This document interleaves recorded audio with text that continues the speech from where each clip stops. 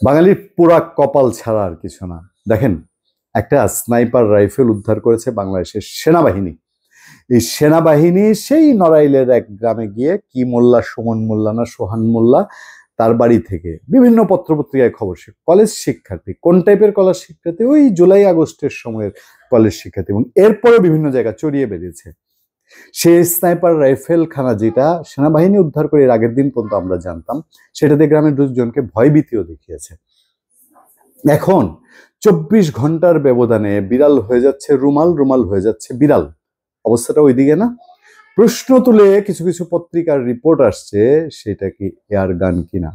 আসলে কি জানেন, এই রাইফেলটা যদি এয়ার গান প্রতিষ্ঠা করা হয়, করা যায় 24 ঘন্টার মাধ্যমে, সেনাবাহিনী যেটা উদ্ধার করেছে।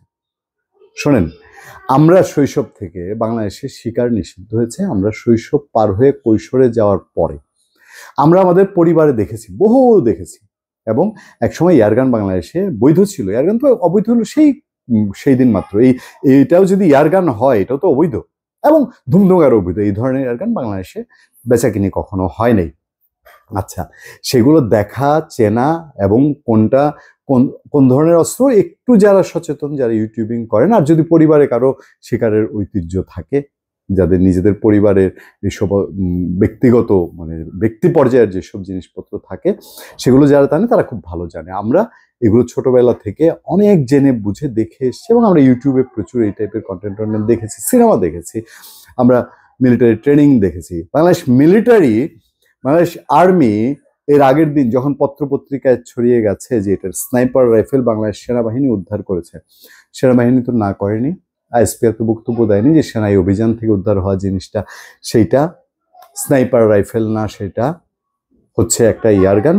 আজকে বিভিন্ন অঙ্গন থেকে বিশেষজ্ঞরা যারা ছবি দেখছেন, সেই ছবি থেকে মিলাচ্ছেন এটা 7.6 ক্যালিবারের যেই স্নাইপার রাইফেলের, সেই প্রসঙ্গটা সামনে নিয়ে এসছে বলে, তাই না? কারণ বাংলাদেশে 5 আগস্টে বলা হয় যে পরিমাণ ঘটনা ঘটিয়েছে, মানুষের, আপনার আমার সন্তানের জান নিয়েছে শেখ হাসিনা বা আওয়ামী লীগের পুলিশ বাহিনী বা নিরাপত্তা বাহিনী, তার একটা অংশ এই স্নাইপার ব্যবহার হয়েছে, এরকম কথাবার্তা প্রচুর আছে। আরেকটা জিনিস যেইটার কারণে স্নাইপারকে এয়ার রাইফেল বা এয়ার গান বানালে সুবিধা, সেইটা হলো যে এর আগেও বাংলাদেশে স্নাইপার উদ্ধার হয়েছে।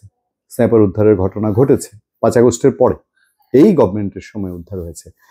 বলা হচ্ছে, যুক্তি সামনে আনা হচ্ছে যে সেই স্নাইপার রাইফেলগুলোর তদন্ত ঠিক মতো হলো কিনা, তদন্ত হয়ে থাকলে সেটার প্রকাশটা কোথায়, যাতে কি জানতে পেরেছে সেই রাইফেলগুলো কোথাকার তৈরি, কোন দেশের তৈরি, কোথা থেকে এসছে, কোন কোম্পানির তৈরি, বা কোন বাহিনী এগুলো ব্যবহার করে, সেই প্রশ্নগুলো কিন্তু উত্তর আজ পর্যন্ত মিলেনি। আমি প্রথম আলো রিপোর্ট দেখেছি, কালের কণ্ঠের রিপোর্ট দেখেছি, বলছে এই ধরনের এয়ারগান ভারতেও বিভিন্ন কারখানায় প্রস্তুত করা হয়। ছোটবেলায় ডায়না এয়ারগান খুব ব্যবহার করতাম, শুনতাম। ডায়না এয়ারগান খুব জনপ্রিয় ছিল। সেই ডায়না এয়ারগান আমাদের ছোটকালে 1500 থেকে 2000 টাকায় কিনেছি। সবচেয়ে ভালো এয়ারগান ছিল, সে ছিল জার্মানির। ইন্ডিয়ান এয়ারগান বাংলাদেশে খুব জনপ্রিয় ছিল, শুনি নাই। ইন্ডিয়ান এয়ারগান শুনলেই বোঝা যেত এটা ডায়নার ডুপ্লিকেট, এইটা এখান থেকে 10 হাত দূরেও পাখির গায়ে লাগে না। এটা আমি যখন শিকার বৈধ সেই সময়ের কথা বলছি। তো এখন এস্টাবলিশ করার একটা চেষ্টা যে এটা ইন্ডিয়ায় তৈরি হয় এই এয়ারগান।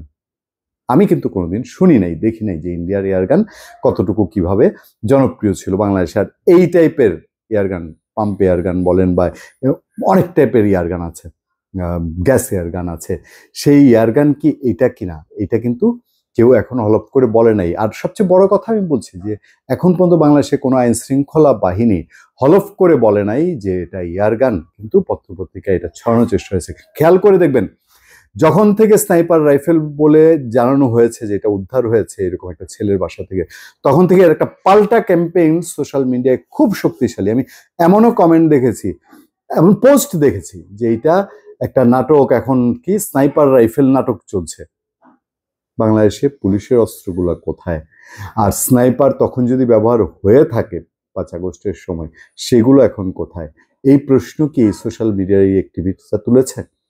আসলে কি হতে যাচ্ছে, আমার মনে হয় যে আরো কয়েকটা টার্ম গেলে পরে বাংলাদেশে একসময় প্রমাণ হবে যে 5 আগস্টের ওই শেখ হাসিনার পরিবর্তন যেটা অনিবার্য হয়ে পড়েছিল, সে অভ্যুত্থান যেটা অনিবার্য হয়ে পড়েছিল, সেই সময় ভোটাধিকার প্রতিষ্ঠার লড়াই যেটা অনিবার্য হয়েছিল, সেটার আড়ালে কারা কি ডার্টি গেম খেলেছে।